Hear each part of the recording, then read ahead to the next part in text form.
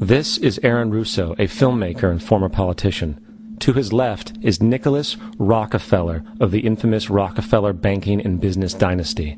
After maintaining a close friendship with Nicholas Rockefeller, Aaron eventually ended the relationship, appalled by what he had learned about the Rockefellers and their ambitions.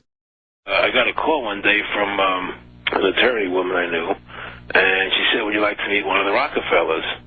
I said, "Sure, I'd love to." And we became friends, and he began to divulge a lot of things to me.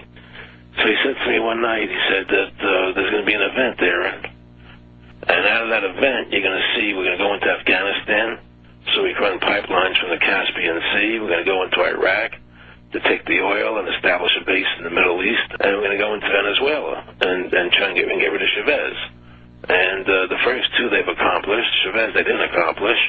And he said you're going to see guys going into caves looking for looking for people that they're never going to find.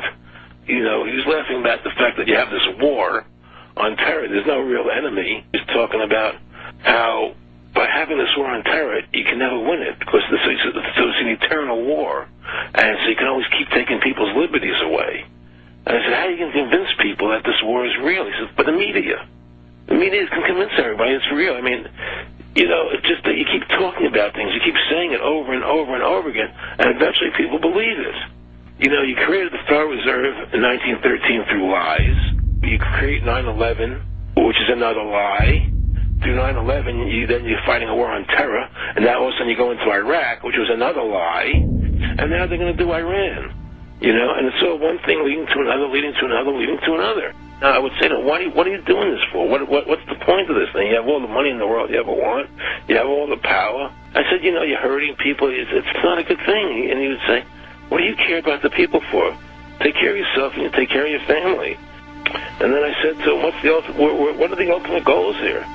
He said, the ultimate goal is to get everybody in this world chipped with the RFID chip, and have all money be on those chips and everything on those chips. And if anybody wants to protest what we do or violate what we want, we just turn off their chip. That's right, microchipped.